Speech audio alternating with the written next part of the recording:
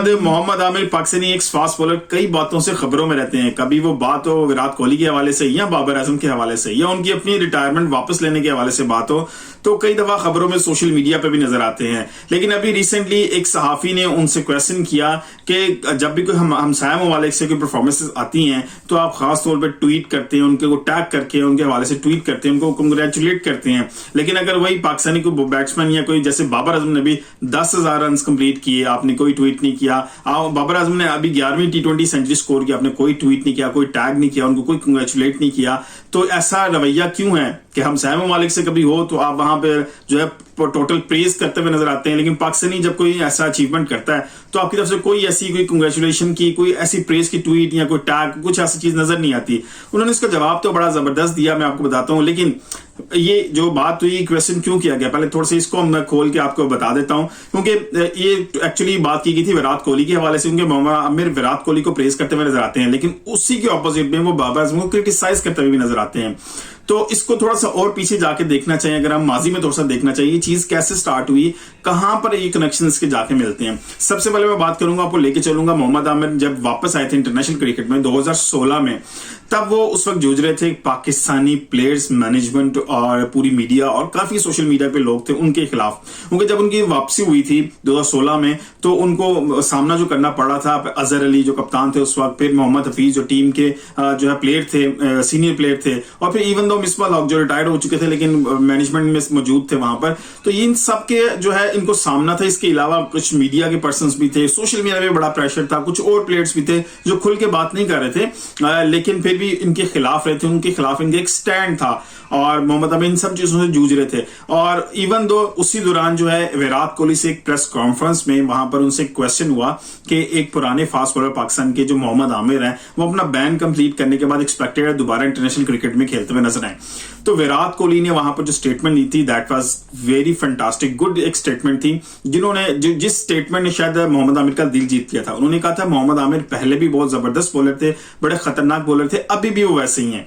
तो ये स्टेटमेंट थी, उन्होंने की बात तो सारी बिल्कुल गोल सी बात थी, लेकिन उन्होंने सिर्फ प्रेज कर दिया था कि उनकी रिटर्न जो कंसर्न है वो तो ऑब्वियसली उसकी जो क्वालिटीज है, जो एबिलिटीज है उसकी वजह से हो रहा है, और जो उसको बैन है उसके बारे में उसको डिस्कस ही नहीं किया। तो ये चीज शायद उनके दिल में बैठ गई। उसके बाद से जब भी विराट कोहली को अचीवमेंट करते हैं, कोई बड़ा स्कोर करते हैं, तो वो डेफिनेटली उसको विराट किंग, ये मतलब बड़े स्टेटमेंट्स के साथ उनको टैग करके, आदो उनको उनकी तरफ से जवाब नहीं मिलता ट्विटर के ऊपर, लेकिन वो जरूर उसको प्रेज करते हुए नजर आते हैं। कहीं कोई मीडिया के ऊपर उनसे कोई बात हो रही हो, कोई किसी इंटरव्यू के अंदर उनसे बात हो। अभी रिसेंटली शोएब मलिक ने उनसे पूछा कवर ड्राइव के हवाले से किसकी बेहतर है, बाबर आजम या विराट कोहली, तो उन्होंने विराट कोहली का नाम लिया, क्योंकि वो शायद इस वजह से उनको प्रेज ज्यादा करते हैं कि विराट कोहली एक सर्टेन लेवल को अचीव कर चुके हैं।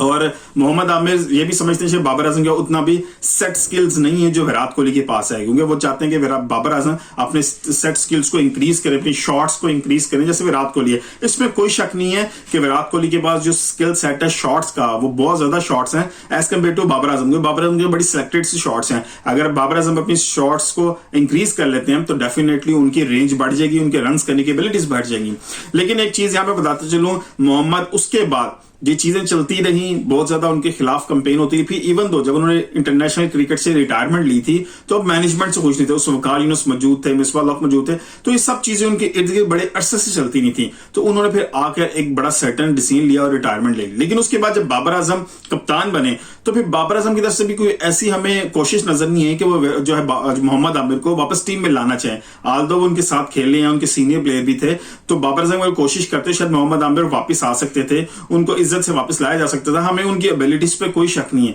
लेकिन डेफिनेटली उनकी ये जो स्टैंडर्ड है शायद ये भी थोड़ा सा डिफर करता है कि Pakistani batsman Babar Azam obviously it's a brand of Pakistan, और अगर वो भी कोई परफॉर्मेंस दें तो उसको भी अच्छी तरीके से प्रेस किया जाना चाहिए। लेकिन उस सहाफी के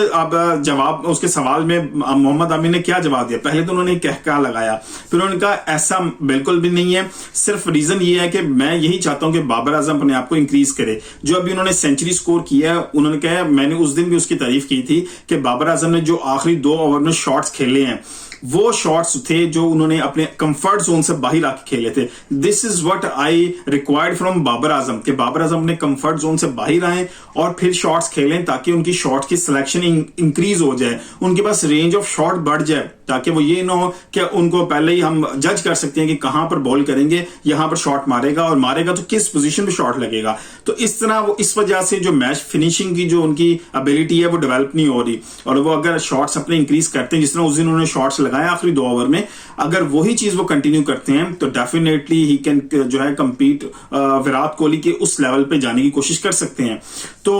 ओवरऑल स्टोरी ये है कि मोहम्मद आमिर की जो ये बात है definitely it is very correct कि बाबर आजम को अपनी शॉट्स जो है ना इंक्रीज करनी पड़ेंगी to meet the standard of Virat Kohli, क्योंकि विराट कोहली एक पोजीशन पे पहुंच चुके हैं, एक सेट है, एक हमारे सामने एक स्टैंडर्ड वो सेट कर चुके हैं, और बाबर आजम उस फ्लाई पे हैं अभी और चढ़ रहे हैं डेफिनेटली कई पोजीशंस के ऊपर, वो उनसे बहुत आगे चले गए। अभी हम बात करेंगे तो 10,000 रन कर लिए उन्होंने जो है T20 के अंदर, और T20 की 11वीं सेंचुरी उन्होंने स्कोर कर ली है,